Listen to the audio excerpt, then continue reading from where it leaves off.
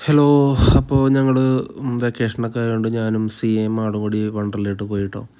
നമ്മൾ already online booking ചെയ്ത കാരണം നമുക്ക് വേറെ പ്രശ്നങ്ങളൊന്നും ഉണ്ടായില്ല. ക്യൂ നിൽക്കണമെന്നില്ല. പെട്ടെന്ന് ഞങ്ങൾ ഉള്ളിലോട്ട് കയറി.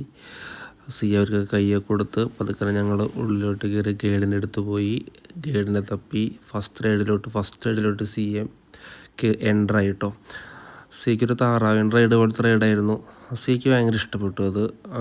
ഞാൻ കാണാൻ കൊള്ളായിരുന്നു കേട്ടോ. സിക്ക് വേറെ പിള്ളേരെ കൊള്ളാൻ ഭയങ്കര ഹാപ്പി ആയിരുന്നു. അത് കഴിഞ്ഞ് പിന്നെ അടുത്ത റൈഡിലോട്ട് പോയി, കിഡ്സ് സെക്ഷനിലോട്ടാണ് ഞങ്ങൾ പോയത്. അപ്പോൾ നെക്സ്റ്റ് റൈഡിലോട്ട് പോയി, അതൊരു ഹെലികോപ്റ്റർ റൈഡായിരുന്നു. അത് സിക്ക് ഭയങ്കര ഇഷ്ടമായിരുന്നു. ഉള്ളതിൽ ഏറ്റവും ഇഷ്ടപ്പെട്ട സിക്ക് അതായിരുന്നു റൈഡുകളിൽ കേട്ടോ. അത് കഴിഞ്ഞ് പിന്നെ പോയതൊരു ആനയുടെ റൈഡ് പോലത്തെ റൈഡായിരുന്നു.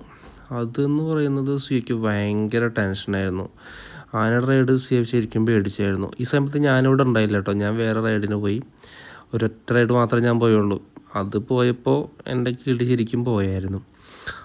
അത് പിന്നെ ഞങ്ങളുടെ അവിടെ നിന്ന് പിന്നെ വേറെ സിയുടെ കിഡ്സ് സെക്ഷനിൽ പോയിട്ട് വേറൊരു കുതിരപ്പുറത്തിരിക്കുന്ന റൈഡ്, വെറുതെ ജസ്റ്റ് വട്ടം കറക്കുന്ന റൈഡ്.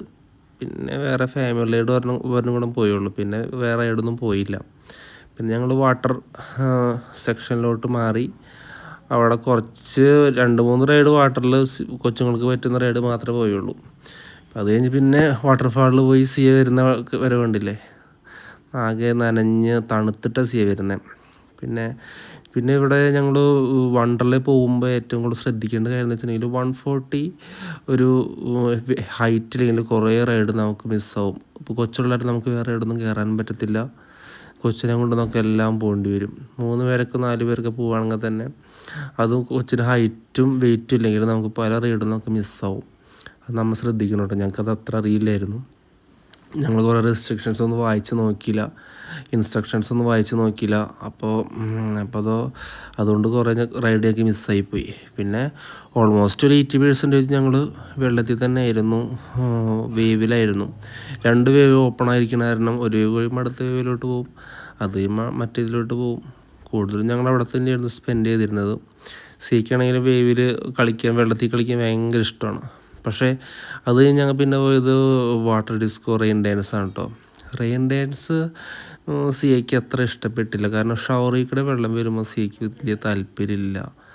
അത് ഞാനും മാളും നന്നായിട്ട് എൻജോയ് ചെയ്തു. ഞങ്ങൾ കുറേ ചാടിത്തുള്ളി നല്ല ഇപ്പോൾ ട്രെൻഡ് സോങ്സ് മാത്രമേ അവർ ഇട്ടുള്ളതാണ്. നമുക്ക് ഭയങ്കരമായിട്ട് ഇഷ്ടപ്പെട്ടായിരുന്നു. കുറേ നേരം അങ്ങനെ ചാടിത്തുള്ളി പോയായിരുന്നു. സിയയ്ക്ക് ഇഷ്ടപ്പെട്ടു. പക്ഷേ എന്നാലും നമ്മളത്ര ഒരു ചാടിത്തുള്ളാൻ സിയയ്ക്ക് അത്ര വലിയ ഇഷ്ടപ്പെട്ടില്ല. ഈ മുകളിൽ കൂടെ വെള്ളം വരുന്ന കാരണം ശ്വാസം മുട്ടുന്ന പോലെ അങ്ങനെ കാണിക്കുന്നുണ്ടായിരുന്നു. പിന്നെ അത് കഴിഞ്ഞ് പിന്നെ വീണ്ടും സിയയ്ക്ക് വേവിലോട്ട് പോകണമെന്ന് പറഞ്ഞ് വീണ്ടും ഞങ്ങൾ വേവിലോട്ട് വന്ന് വീണ്ടും അവിടെ കുറച്ച് നേരം സ്പെൻഡ് ചെയ്ത് കുറച്ച് നേരം കഴിഞ്ഞപ്പോൾ ഞങ്ങൾ പിന്നെ സ്കൈ വ്യൂ കാണാൻ വേണ്ടി പോയി.